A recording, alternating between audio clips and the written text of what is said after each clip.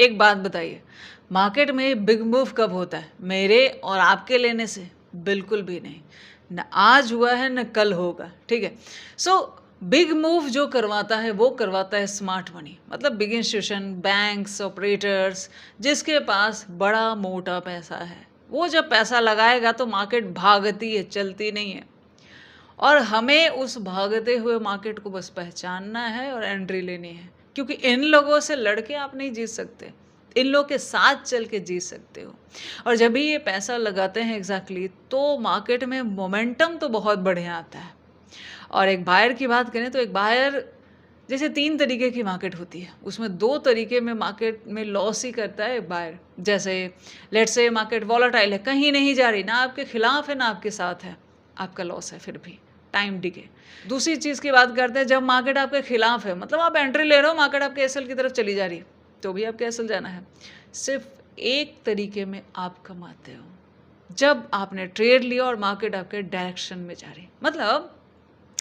मतलब अगर मार्केट के 3 फेज में देखा जाए तो 2 जगह एक बायर लॉस करता है, एक सेलर के लिए प्लस पॉइंट है, जैसे वॉलेटाइल मार्केट में भी सेलर कमाता है। और बायर दोनों जगह लॉस करेगा, एक जगह कमाता है, कहाँ? जब वो ट्रेड ले और उसके डायरेक्शन में मार्केट जाए, ठीक है।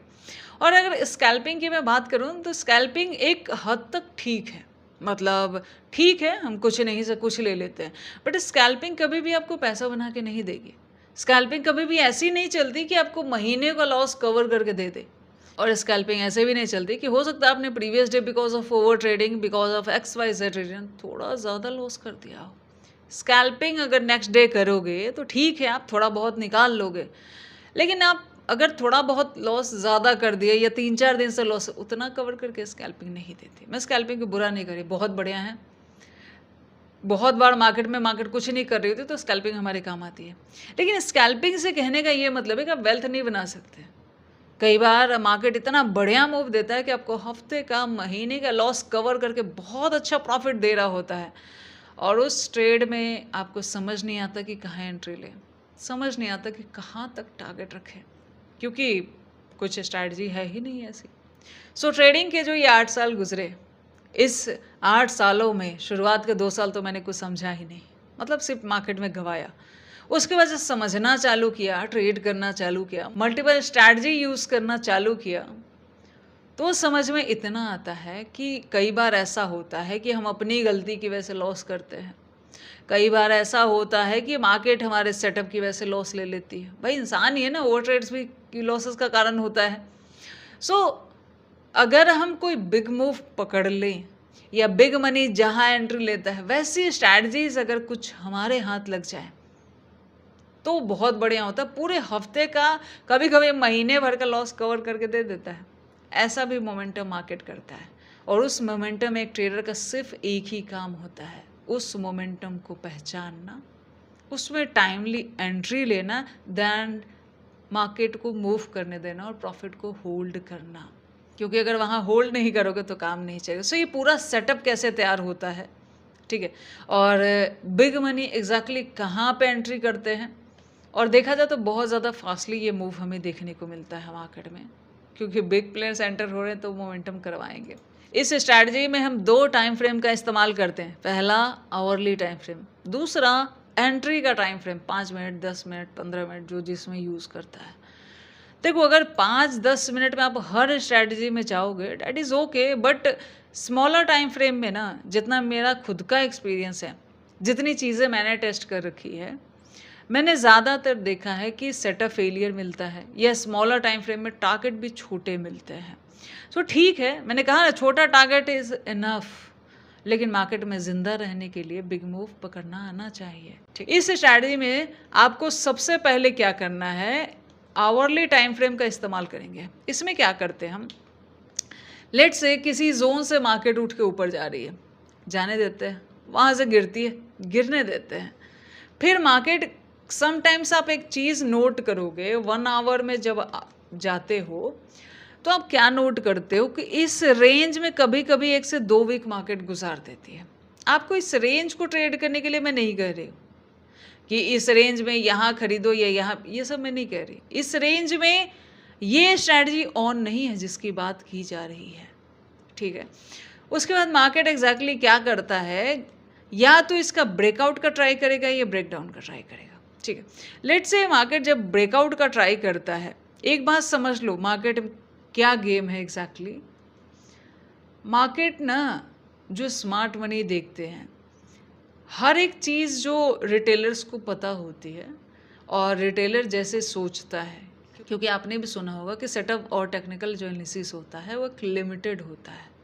मतलब मार्केट का कोई कहता है कि 10-20% है, कोई कहता है कि 40% है, कितना भी ले लो आप, 10 मानो, 20 मानो, 30 मानो, 40 मानो, बाकी 60% या 80% क्या होता है, डेट इज़ मार्केट साइकोलॉजी, जहाँ पे ज़्यादातर ट्रेडर हारते हैं, ठीक है।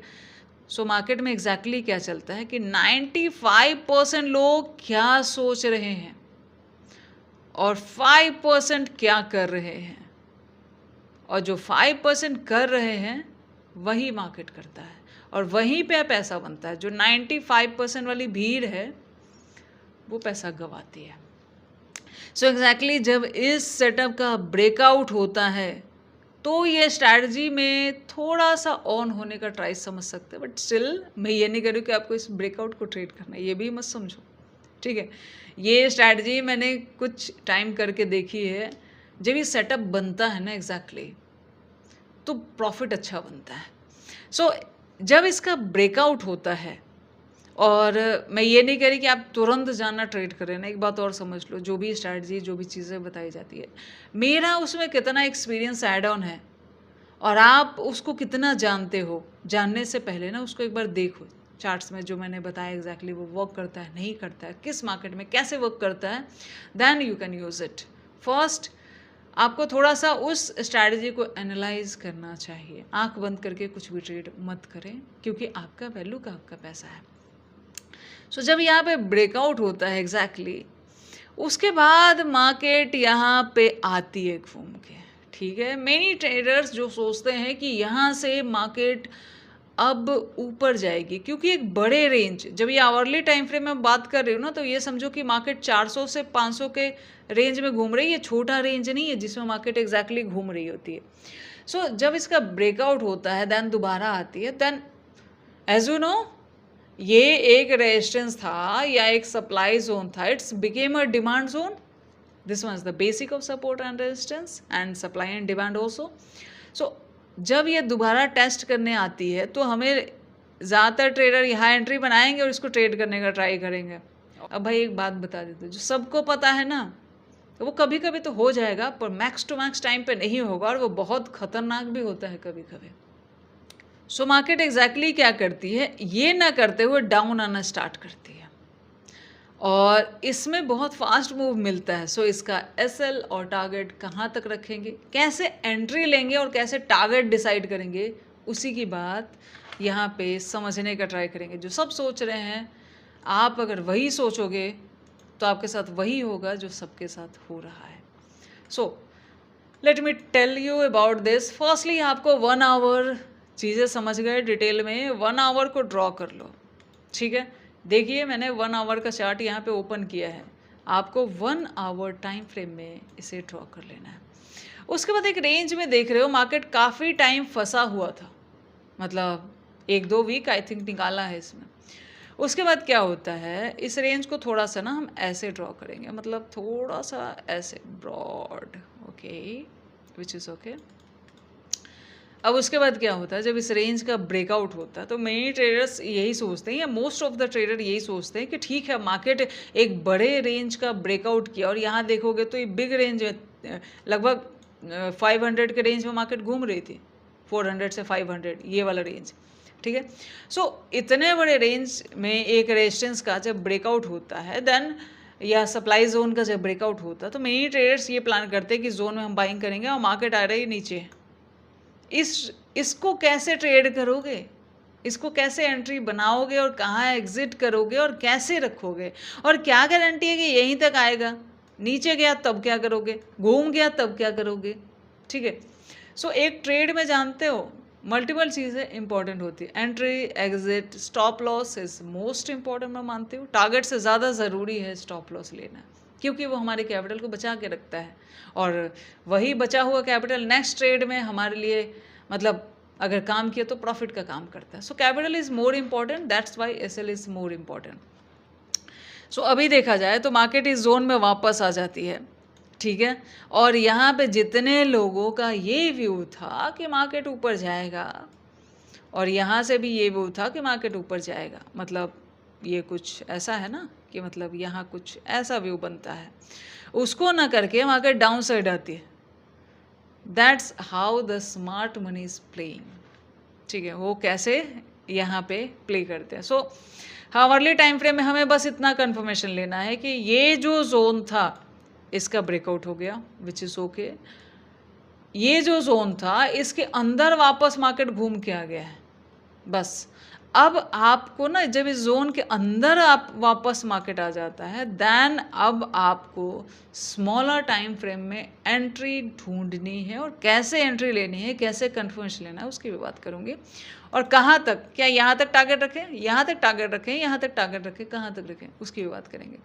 चलिए, सो सबसे पहले मैं इसी चार्ट को आपको स्मॉलर टाइम फ्रेम पे दिखाती हूँ, जो आपको कुछ ऐसा लगेगा जब 5 मिनट में, क्योंकि देखो 5 मिनट में समझ नहीं आता, जब हम 5 मिनट ड्रॉ करके रखते हैं तो एग्जैक्टली हमें क्या समझ में आता है कि ये ना काफ़ी बड़ा दिखेगा ये एरिया। अभी जोन में मार्केट वापस एंटर कर गई है, ओके। सो पहले हम एंट्री की बात कर लेते हैं, एंट्री कैसे लेते हैं हम exactly.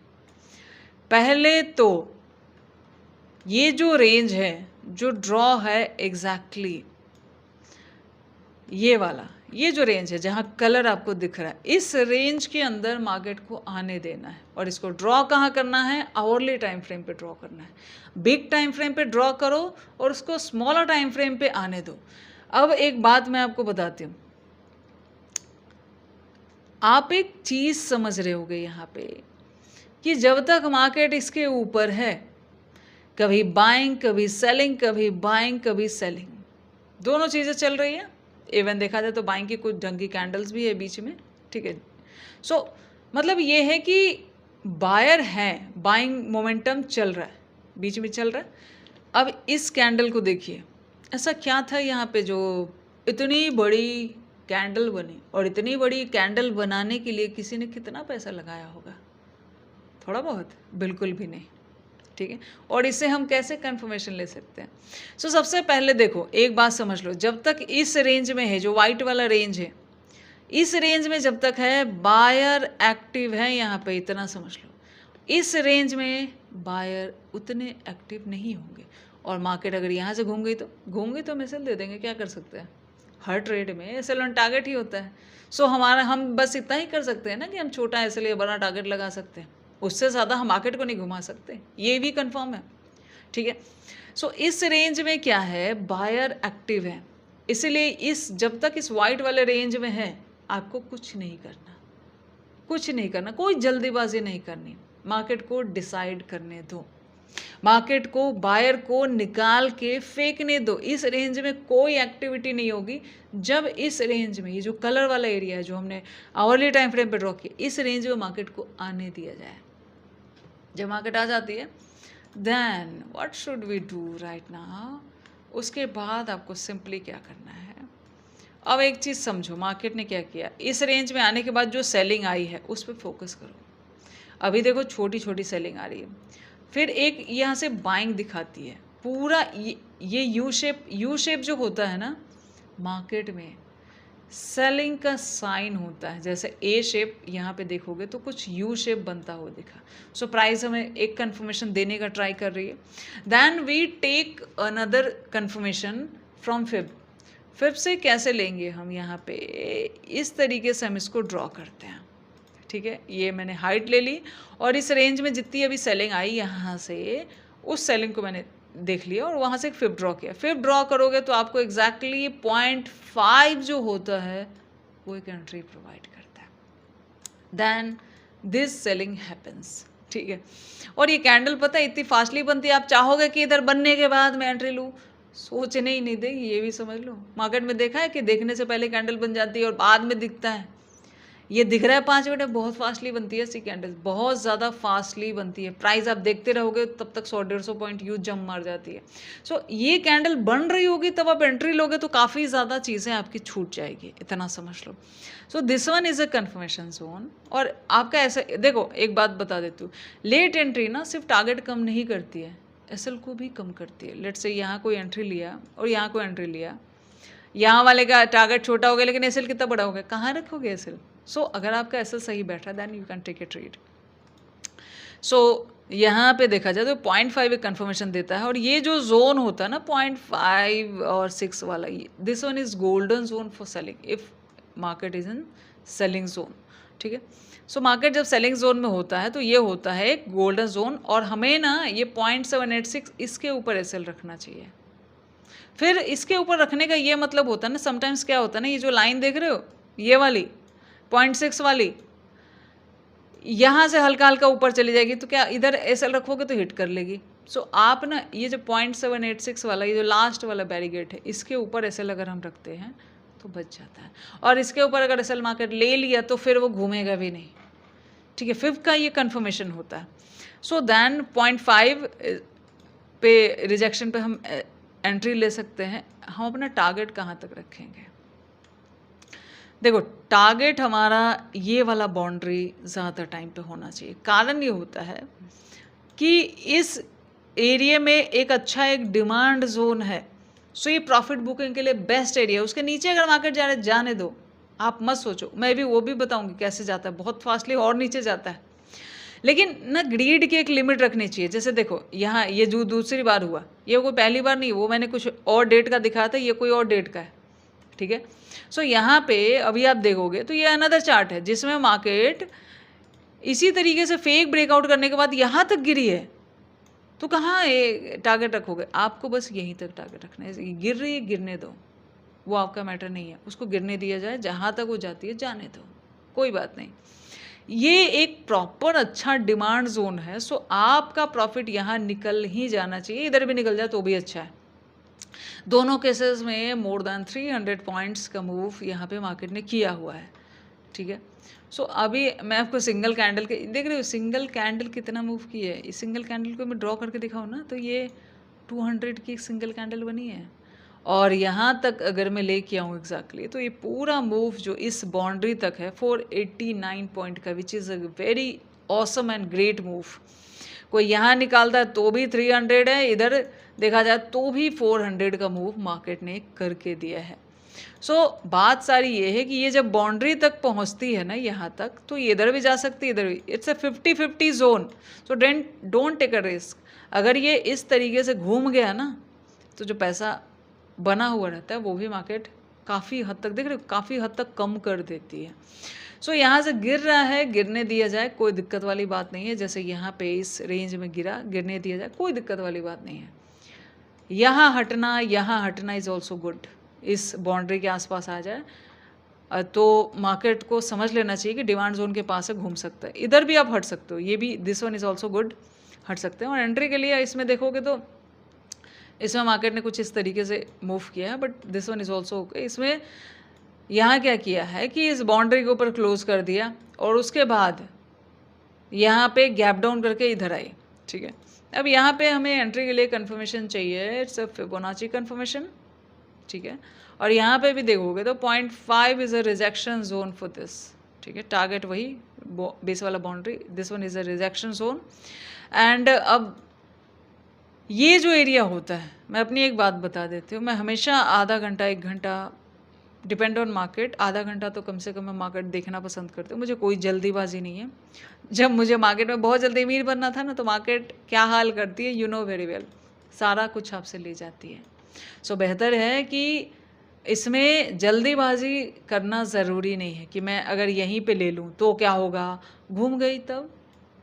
You have to take a confirmation कि वहाँ सेलर अब एक्टिव हो चुके हैं और बायर हार मान चुके हैं। वो ये वाला जोन होता है, मल्टीपल कन्फर्मेशन। जैसे हमने फिब का लिया, ठीक है, यहाँ भी देखोगे तो प्राइस वाइज भी देखोगे तो यू शेप मार्केट बना रही है यहाँ पे। सो हमने मल्टीपल कन्फर्मेशन लिया है इस ट्रेड के लिए, ना कि सिंगल कन्फर्मेशन लिया है। दैट्स वाई हम इस जोन में एंट्री नहीं कर सकते। ये रिस्की है ज़्यादातर टाइम पे। और जानते हो बहुत बार टॉप पकड़ने के चक्कर में ज़्यादा एसएल देना सही नहीं होता, ठीक है? इसलिए हम इधर एंट्री लें तो हमारे लिए ज़्यादा अच्छा होगा। This one is also a good move. मतलब ये वाला पॉइंट मुझे, मैं कह सकती हूँ कि अच्छा है।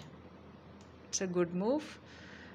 375 इधर आ जाओ तो 450, बट यहाँ तक भी देखोगे तो इससे मोर देन 300, 391 का मूव है। सो ये सब मूव जो होता है ना, बहुत दिन के लॉसेस को कवर करवा देता है, ठीक है? So that's the thing. All the best.